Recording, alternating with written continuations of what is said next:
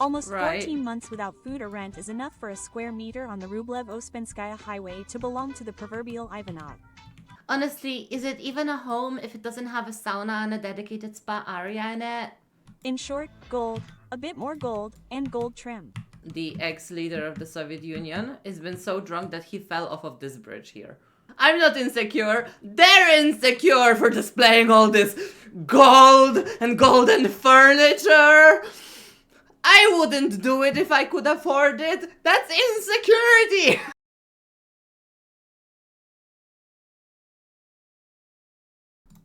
So, let's go. Wheel of Atrocities.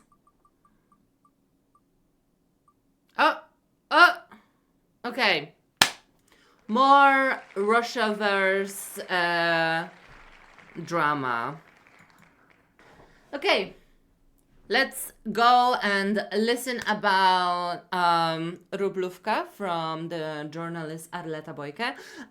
We are going to be discussing the town where old-moneyed Russian elites are living in absolute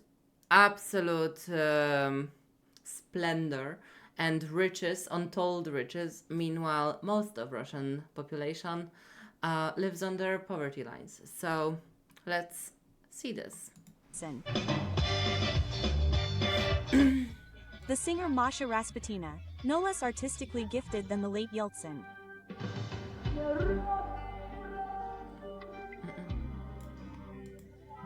And Joseph Stalin, who probably needs no introduction.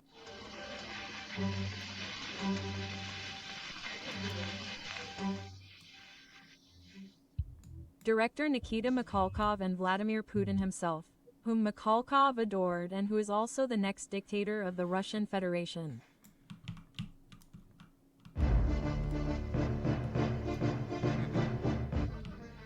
Besides their inherent love for Russia, there's one more thing that unites all these figures. A shared address, Rublevka, is the Moscow area enclave of millionaires. It's there, along the Rublev-Uspechka route, that everybody who is somebody lives or once lived. From Lenin to the descendants of communist functionaries from the Soviet era. This is where I'm taking you this time, and this journey is also possible thanks to the support of our partners, the XTB investment platform and the military retailer speedshop.pl. Check out the description of this video. Also, something I want to comment on. I've noticed in a lot of these podcasts and YouTube channels that I'm watching on the Polish YouTube, that a lot of them are sponsored by military and survivalist shops,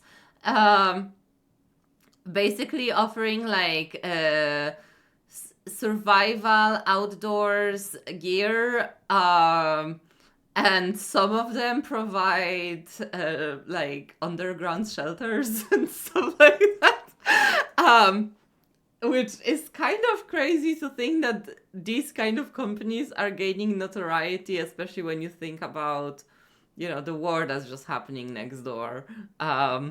But I've noticed that it's a trend. There is a lot of sponsors on these YouTube channels. I don't know if it's because thematically they're talking about war, they're talking about Russia, they're talking about, you know, Europe's biggest adversary. And that's why they're targeting these YouTubers. But I've noticed that it's a pattern that a lot of these YouTubers and podcasts on the Polish YouTube are sponsored by military shops that offer these like survival wartime equipment for civilians, you know. Video to see that investing is accessible to everyone, or to stock up on, say, a sturdy raincoat with a 10% discount. I recently had one that was too weak and immediately got advice for the future. So, let's go. The direction of the Rublevka.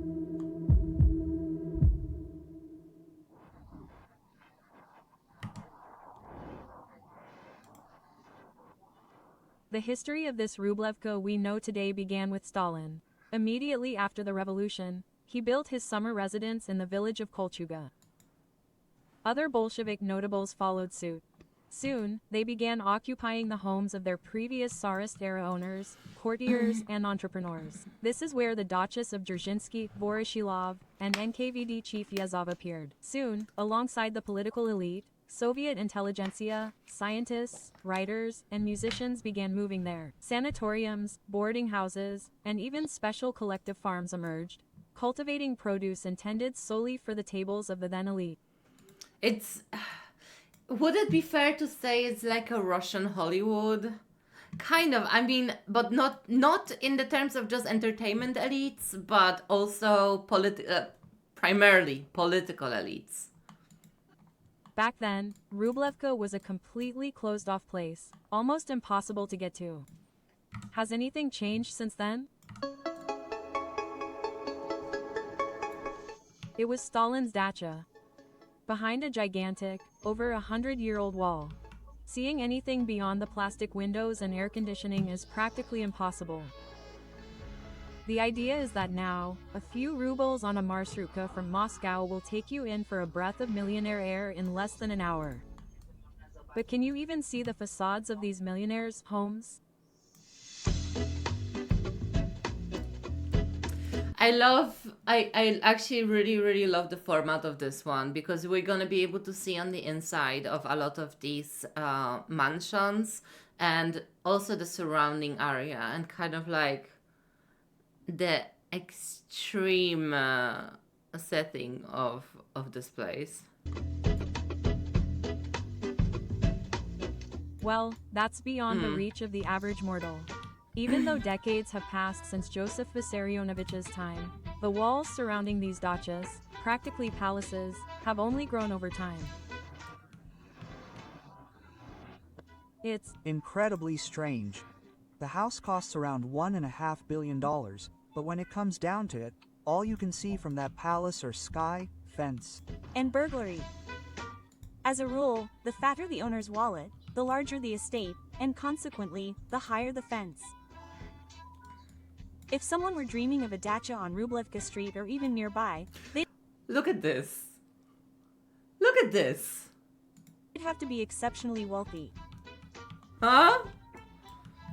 A square meter of this hallowed ground costs around 1 million rubles this year, or over $12,000.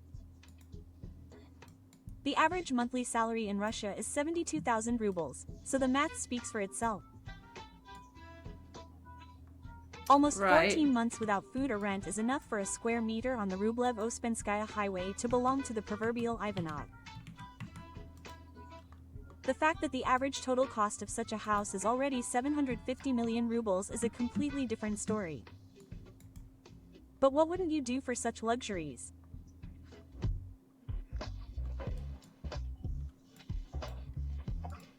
This is the table where breakfast is eaten. We have natural stone here.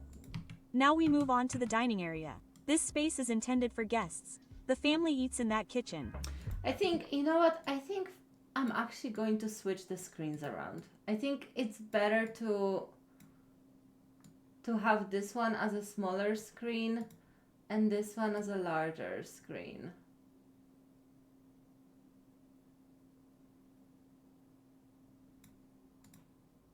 Because I honestly think that the videos that we watch while I just do my achievements in World of Warcraft is more important than the World of Warcraft.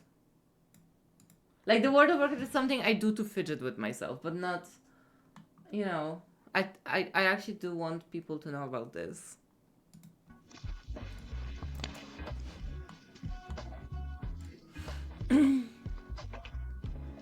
This is an office, a necessity in every home. During the pandemic, we've learned to work from home. And here comes the spa area. Also essential in every home, just like a gym. If a home doesn't have a spa or gym, it looks very strange. Here's a barrel of cold water for dousing yourself, and here, for soaking. And of course, the Turkish bath is wonderful, the hammam.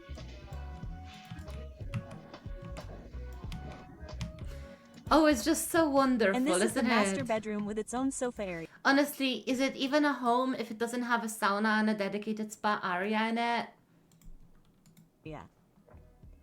It all adds character, but also a high-quality coziness. The furniture is, of course, mini, top-quality, gorgeous silk fabrics.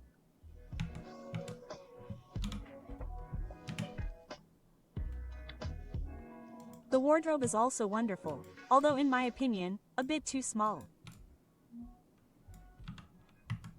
It's more suitable for a man. Despite the top-notch finishes on beautiful plots and a respectable neighborhood, real estate agents near Moscow have sometimes had a real problem selling properties lately, and money isn't the issue. Most houses on Rubluvka Street were bought 25 years ago, when Eastern tastes were very similar to those of Eastern Byzantium. In short, gold, a bit more gold, and gold trim. Not that things have changed much now, but still. A client tells Like, to me, if you, I, this, this very like outwardly projected display of wealth through gold with a little bit of gold laminated in more gold. This idea of covering your house in shit that looks like a museum. A, I find it extremely impractical. B, I think that it testifies to a very inherent insecurity about social standing, status, and the person themselves, projected through this display of wealth and splendor. But really, behind it all is probably a very insecure person. If this is what the image that they have to project of themselves, imagine how they feel on the inside. Must feel very hollow. me they saw this nice house in Paris, a family museum, and they want the same house. Radina, only smaller. Yes, 3 times smaller Yeah. and near Moscow. I explained to him that the structure has the right proportions. I can't just shrink it. And he says, what, ma'am, we'll shrink it and put a facade on it. Quote. 2. It's Not just ruble-denominated real estate that's expensive. Everything around here is expensive, especially luxurious, or as the ladies from that area say. Okay. Girls, where are you from? Barwi. The AI voice changed mid video. Sorry guys, the feature is not great, but I think we do find out a lot of things. No, you didn't mishear. The girls who live in the luxurious Barwihal luxury village claim to live in the Vuchari Vash. Vuchari village. And in this Vuchari Vlash, if I'm pronouncing it correctly, what isn't there? Hairdresser 300 euros, dinner at a restaurant minimum 200 euros, shops from the world's largest fashion houses. And in front of the shops, a parking lot with cars that would make any American billionaire proud. Even Elton John himself was there, singing for the local patrons at the invitation of the mall owners. But Yeah. let me reassure you right away, no, not now. In 2008, when there was no shortage of people willing to perform and earn money in the Russian capital, and the West saw nothing wrong with that. If Russia is said to be a 100-year-old, then to understand the ruble and its inhabitants, a liter of vodka would be useful. Those parties there have become history, and wild, so-called vetlinki, parties were already taking place in the so-called wild 1990s. Local announcements indicate that one of the most notorious residents of this luxurious, well, village, district, region, whatever you call it, was Yeah. none other than Boris Yeltsin, famous for not drinking over his head. One of the most famous legends told there's probably the one about Yeltsin's fall from the Uspensky Bridge. Yeah. Imagine, like, they live in this splendor, they organize these lavish parties. So lavish, in fact, that Yeltsin, who's been drunk, the ex-leader of the Soviet Union, has been so drunk that he fell off of this bridge here into the river. That tell you something about these kind of people.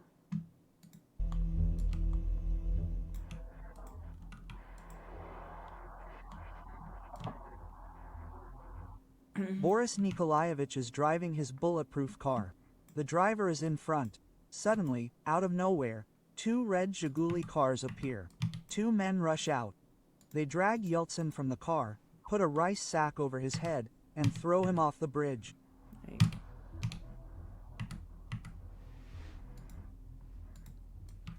I don't know what the water level was in the river at the time, but considering the current level, a fall from the bridge into such shallow water with a sack of rice over his head would likely have resulted in instant death. However, Boris Nikolaevich swam another 300 meters, got to the bank, removed the sack from his head, and went to the local police station. This was reported in all the newspapers.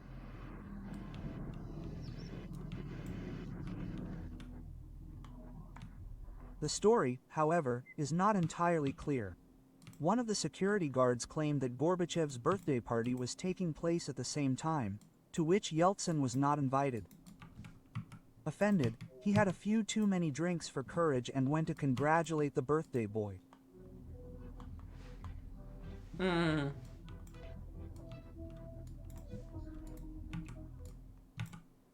The Gorbachevs decided the president needed to be refreshed and threw him into the river. Jesus, imagine. Gorbachev and Yeltsin are not the only representatives of the Russian elite living in estates along the Rubluvka route. Another notable figure is Sergei Lavrov, the head of Russian diplomacy. We've already looked at the unsinkable foreign minister. Check out our previous videos.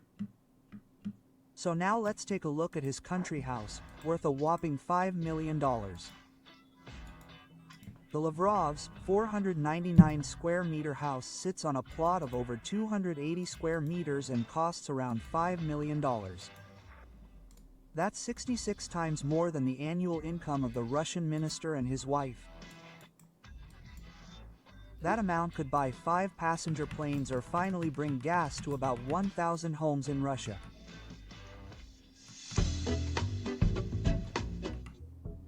And it's no less palatial.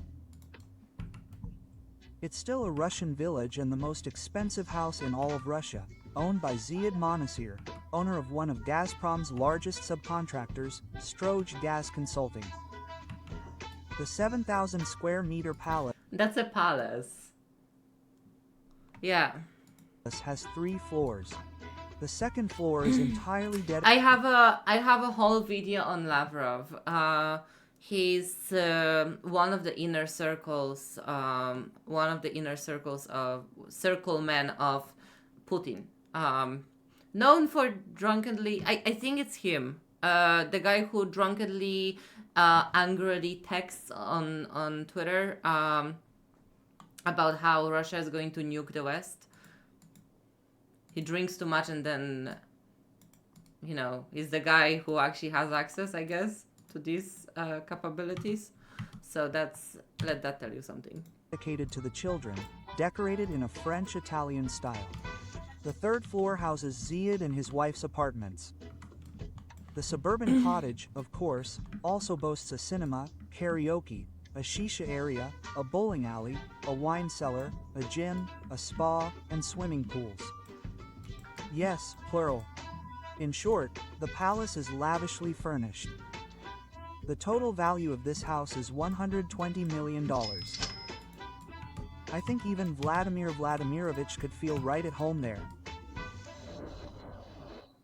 We produced canned goods, meat with buckwheat, and buckwheat with pearl barley.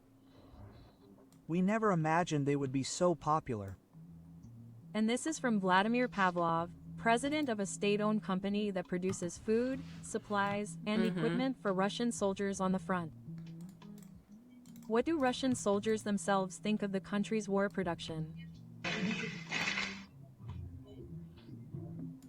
We lose hundreds of our comrades every day, and we could lose half as many if only our superiors had equipped us with the right equipment, clothing, and food. Negative customer reviews didn't stop Vladimir Pavlov from raising a modest 20 million rubles to buy a 1,700 square meter house. Valentina Matvienko, the Speaker of the upper house of the Russian parliament for 14 years and the third-ranking person in the country, earned 2 estates. Hi, Akane. We are watching Arleta Bojke's AI translation into English piece, journalism piece about Rubluvka, the posh Russian village where all the Russian elites live at. Through hard work And I'm also playing World of Warcraft. in the Federation Council. She was nicknamed Walia Stakin by the malicious, not us, because she supposedly drank vodka by the glass in her youth. She found suitable neighbors because of Russian politics. Since the 2000s, she has owned a property in a gated community. Previously, this land belonged to the state. However, it was still not enough for her. Our main mission is to improve the quality of life of our citizens. And she improves, but primarily, her own life. 10 years ago, Matvienko acquired this second estate on Rubluvka Street, with an area of 3,000 square meters. On it, she owns a house worth 400 million rubles, with an aristocratic sculpture of her initials topping the front door. But as it turns out, it's not just bureaucrat salaries that can buy a mansion near Moscow. Russian retirees can also afford them, such as the grandmothers of Alina Kabava, a former athlete, gymnast, and medalist. But more importantly, the mothers of the Russian president's children, the unofficial children, as we've already explained on our channel. Anna Zasaplina bought a house near her granddaughter's house, interestingly enough, 2 years before Alina herself. But as the Russian dictator always says, Russia is a land of opportunities and the immense talent and potential of our people. the world has often seen the dictator's We're judging the homes like we could afford them. Exactly. family estate and his villa with bunkers. But let's take a I'm not insecure. They're insecure for displaying all this gold and golden furniture. I wouldn't do it if I could afford it. That's insecurity. closer look at perhaps the smallest gem on this list, a 19th century gem located nowhere else than on Rubluvka Street. I do find it very devoid of any class. Admittedly, a lot has changed here since the construction of the Novaryovo Palace. Gold is so last season. My tables would be made of diamonds. The residence, where Putin sometimes holds meetings and works from, includes a swimming pool, a gym, a church, a helipad, a guest house with a cinema, a separate house for official meetings, a stable with horses, and a permit. Of course, Vladimir Vladimirovich himself vehemently denies that any of this ever belonged to him. This is, after all, the presidential state residence. And since I am the state, meaning he is the one who decrees what is designated as property, it doesn't belong to me or my closest relatives, and never has. Never. And that's the other side of the potential of the Russian nation. The Elektrichka, or the Moscow train, stops at the Baraka station every 27 minutes and is called the train of cleaners and Rublevka security guards. I'd like to find work as a cleaner or a nanny. Many of our Stagistan people work here, which is why I'm here. A gigantic Ferrari showroom is literally opposite the train station, and along the tracks stretches more oligarchs' houses. The locals can tell who the security guards are taking home by the type of police convoy. Did you see who drove him home? Did you see who they brought him home? Former Prime Minister Dmitry Medvedev. He went to his dacha. Oh no, okay, not Lavrov. Medvedev is the Medvedev is the one who gets drunk and posts things to Twitter. Sorry, I get things mixed up. But I do have her journalism piece on Lavrov though, so it's on the wheel of atrocities. Tell you how I know. It's our local secret.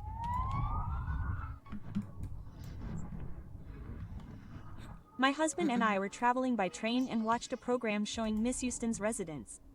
There are so many hectares there you couldn't even dream of. You can't earn that kind of money honestly. The funniest thing is that we're governed by people who supposedly fight corruption. I hope this lady is safe after saying this. And this is the cortege, that very convoy of police belonging to the aforementioned Mikhail Mishustin, the Russian Prime Minister. Traffic jams and corteges are a nightmare for local residents. This is a typical situation on the Rublev-Ouspensky highway. When there's a massive traffic jam, no one can move an inch. However, the most important people always get through. You just need to be rich enough. For someone like that, they'll simply close the lanes so they can reach their destination on time. That's exactly what Russia has, and the Russians themselves, who also chose them for the Rublevkas, live just a few meters from the gigantic walls. If a wall suddenly collapses in a multi-story apartment building, the problem can be solved with a wooden beam, as they did here at 36 Chekhov Street. So yeah, don't worry everyday people, if your house is literally collapsing for its poor construction and materials that you couldn't afford, just put a wooden bale stick over it and make it hold. Meanwhile, Putin and all of his gang are gonna be building palaces for themselves right next door with a massive tall fence that you can't get through. But don't worry, if you take the electric I almost said electric chair. If you take the electric train into Rubluvka, you too can become their maid and their glorified ass wiper. Wow. The total value of properties on the Rublevkas is 1.3 trillion rubles. Oh. For comparison, that's about twice the budget of Moscow Oblast, and that's in the same oblast. Moreover, not far from the Rublevkas themselves, in the Gorky Poselka, the residents truly live a completely different life. You can still stumble upon old country cottages and dachas dating back to the Soviet era. And the residents of this town, mostly elderly people, are completely unaware of the changes that have occurred and the value of the land on which their houses stand. I'm also here for the environment. The air here is much cleaner than in Moscow. There's a forest, I can go for a walk with my child. There's also a river nearby. I'm a sort of villager, but in an apartment building. And the apartment prices don't even compare to those in the Rublevka region. Rublevka. Of course, there are plenty of gangster accents from the 1990s in Rublevka. Besides, many residents' estates date back to that era.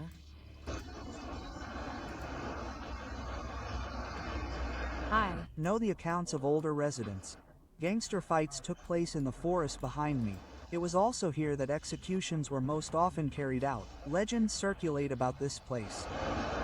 You can hear numerous different legends. Legends also circulate about other places in the Rublevka region and the surrounding area, especially one place that stinks no less. Ladies and gentlemen, this is one of the most exclusive garbage sheds in all of Russia.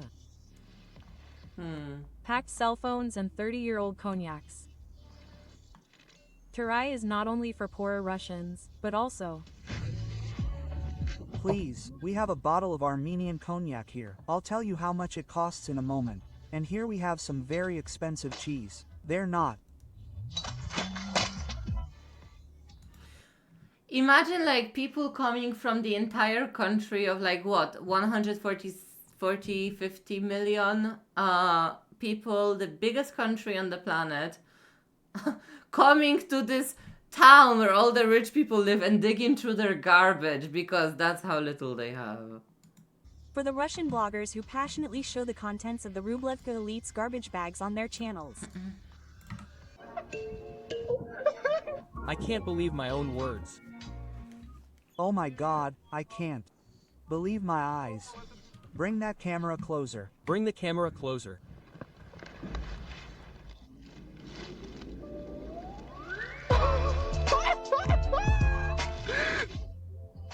Oh my, it's stuck to something nasty. Wow.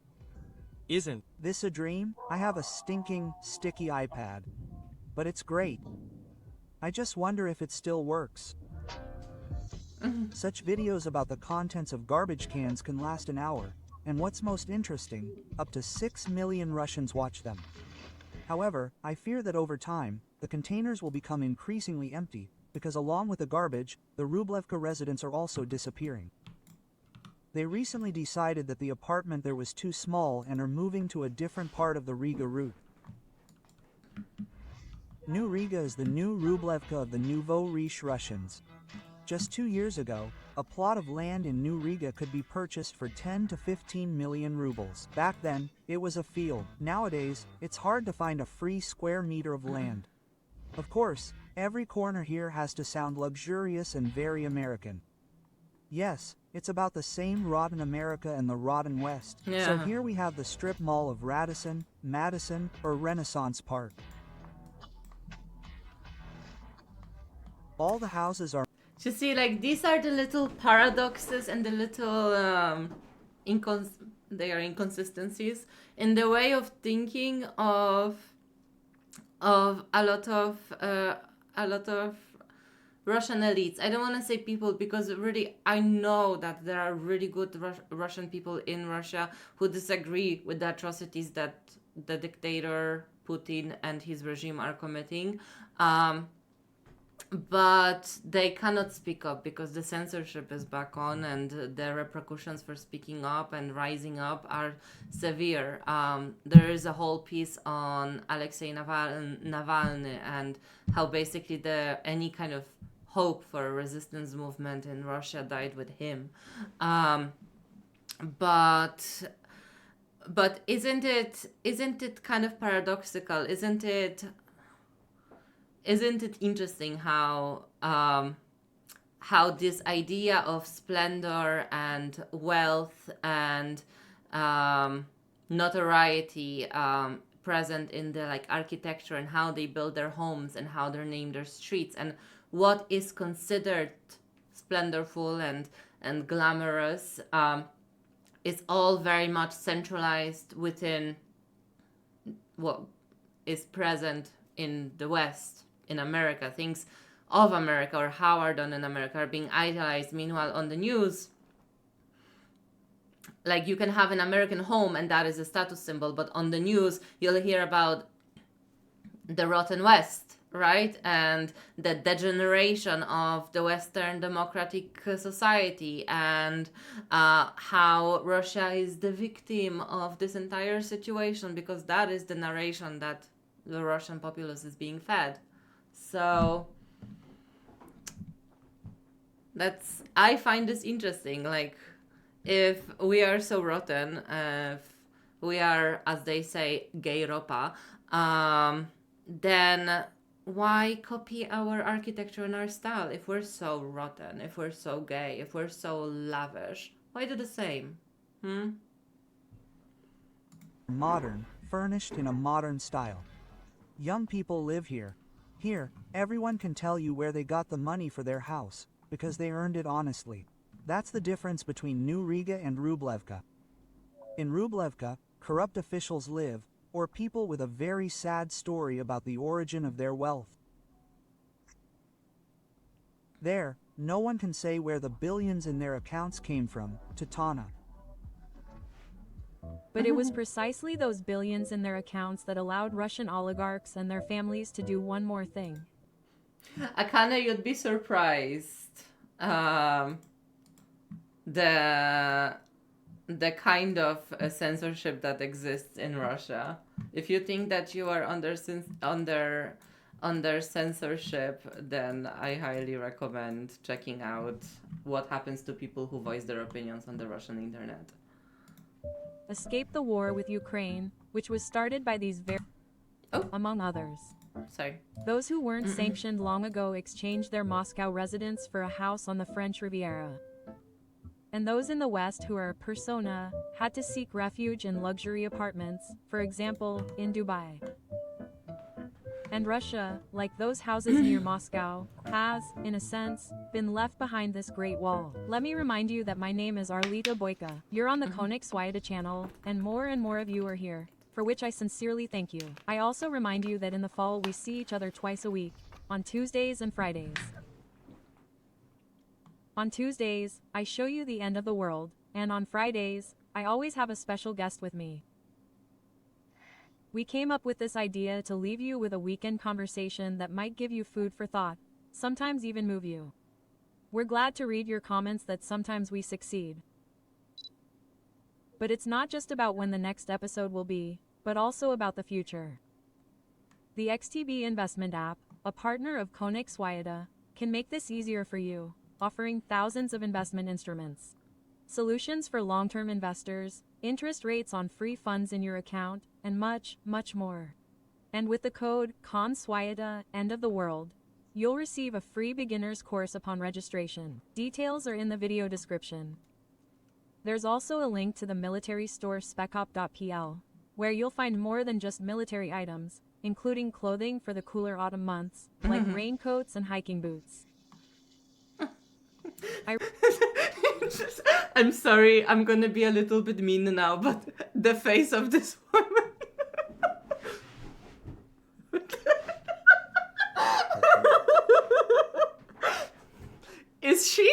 Is she selling the clothes, or has she just been assassinated? Because it's like. Recently learned how much they can be brave at the training ground in Ajesh during the Iron Defender exercise. You can find proven hiking and shooting gear for duty at spechop.pl.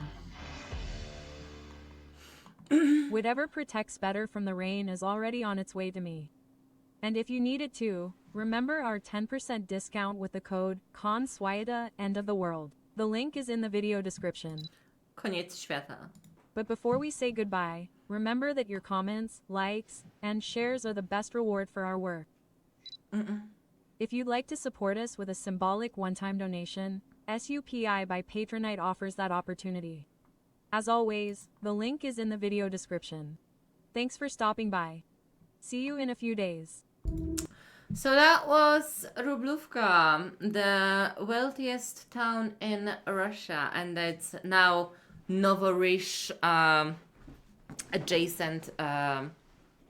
Don't remember what it was called. Jesus, I keep forgetting these things. But the new adjacent town where the Novorish people are moving into.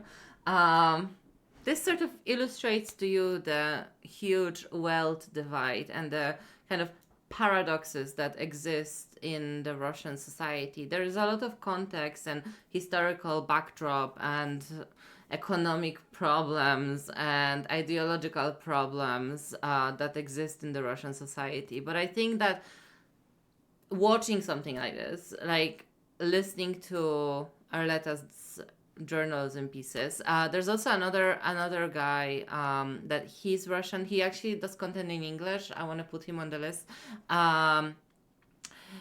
Talking about stuff like this. I think it's important for us to raise awareness and to find out what's happening behind those Eastern adversarial lines of the conflict. Because if we understand, let's face it, our enemy, then we are going to be able to prepare ourselves and to address the situation in a more informed manner. So yeah, like we can laugh about it, you know, and we can investigate, but I think it's also important to have it in our mind, you know, that Russia's there and it's not going away. So we have to find a way to understand it and to navigate the difficult modern times. It is extremely. There's extreme contrasts worldwide that exist in Russia, and there's a really good deal of Polish YouTubers and Polish content creators and journalists that make content about it. Like Arleta, for example, she spent years living in Russia before the whole conflict happened, like before the censorship laws were being restricted to the point like they are now. and she is one of our like national experts on the topic. Alongside, there's this other older lady that is that has been a Russia kind of political expert for years. I don't remember her last. I think Włodarczyk, something like this is her name. But